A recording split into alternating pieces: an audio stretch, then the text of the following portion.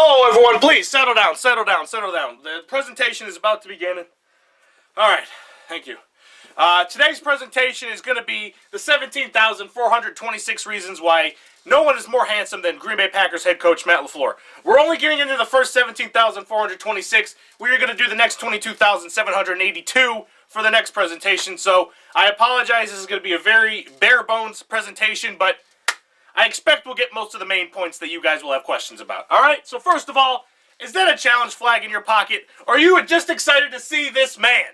Well, the answer is, yeah, I am excited to see him, but also that is a challenge flag in my pocket, and I challenge you to find a more attractive head coach than this man. You're not gonna, so you're gonna lose the challenge and you're gonna lose the timeout. All right, next freaking slide. Maybe some of you are asking, maybe it's just the facial hair. You know how some ugly people get some facial hair, they look a little less ugly, but they're still ugly. That's not the case with Matt LaFleur. No, it's not. All right, look at him. That still hot. Still handsome. I even X'd out the old Washington logo. That's not going to detract from this man's attractiveness. All right, and look at this man. He even pulls off the glasses look. That's not an easy thing to do. Matt LaFleur is like that freaking Hollywood character that's played by a super attractive Hollywood actor, but Hollywood producers just think, oh, well, put a pair of nerdy glasses on him and everyone will think he's ugly. That's not going to work. He still looks handsome. Look at him down here. He's more handsome than Ryan Reynolds. Matt LaFleur is more handsome than Ryan Reynolds, and I'm willing to die on that freaking take right there. All right, next slide. What you're talking about when you're talking about facial hair making ugly people look more attractive, look no further than Cleveland Browns head coach Kevin Stefanski. Look, he's got that hot dad vibe going, right? That's what you think, but that's not the case.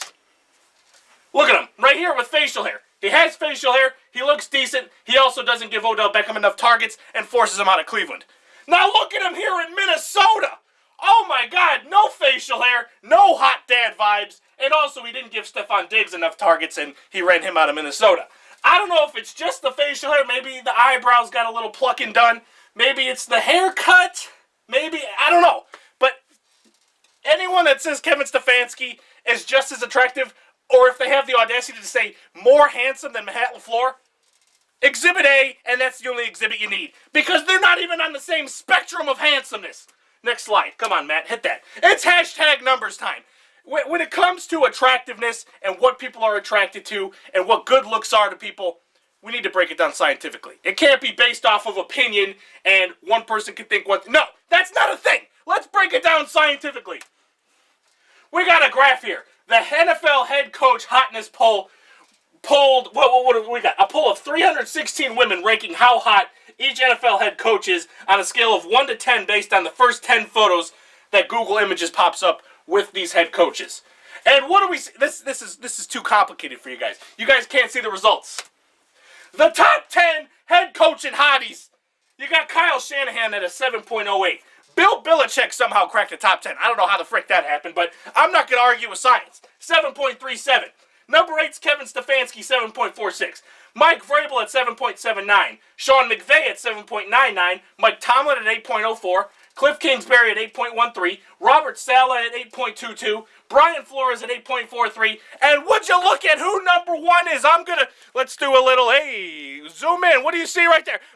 Matt LaFleur, everybody! Holy frick! It's Matt LaFleur, the most handsome man. The numbers agree with your eyes. Your eyes do not deceive you. Matt LaFleur is the handsomest, the hottest, the sexiest, any adjective you want to put on it. It applies to Matt LaFleur, all right? So he's not just a pretty face. He also wins games. Winning is important. This is a plot I put together. Winning percentage plus the hotness poll that we just looked at. And what do we get? We get this. Which one is Matt LaFleur? It could be any of these. Where do you think, the hottest person would be? Right around here on the upper echelon of this graph. Where do you think Matt LaFleur is? Boom!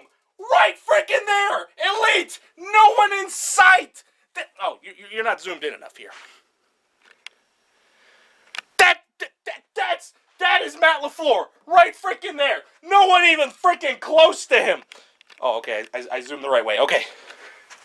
Excuse my out-of-breathness. I just get really passionate and heated when people don't think Matt LaFleur is the hottest man in the world. All right?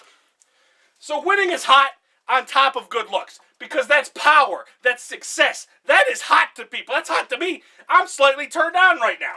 Matt LaFleur has a 77.1 winning percentage. The highest amongst active head coaches. And he also ranks #1 in the hotness poll. So there's no debate. He's #1 in everything. And then next you got Bill Belichick, who ranked 9th in hotness, 67.1% in winning percentage. Then you got Sean McVay, who ranked 6th.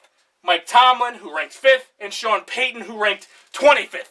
Ladies, if you're saying Sean Payton's the hottest, no one agrees with you, all right? So just get the frick out of here. Also, Kevin Stefanski, just to prove that he's not on the same planet as Matt LaFleur in terms of hotness, 60% winning percentage, 8th in the hotness poll.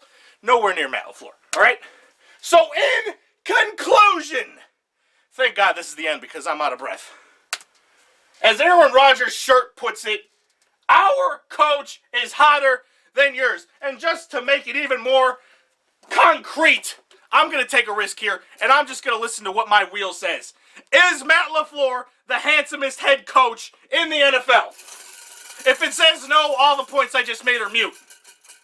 It's yes! I freaking told you! And I would have been really ticked if that spun no, because that would have meant I would have had to do this whole presentation over again. Because there is no way I would come to the conclusion that Matt LaFleur is not the handsomest man in the NFL. I'm out of breath. Thank you for listening. Oh, I just need the Packers to play some football again because I'm exhausted.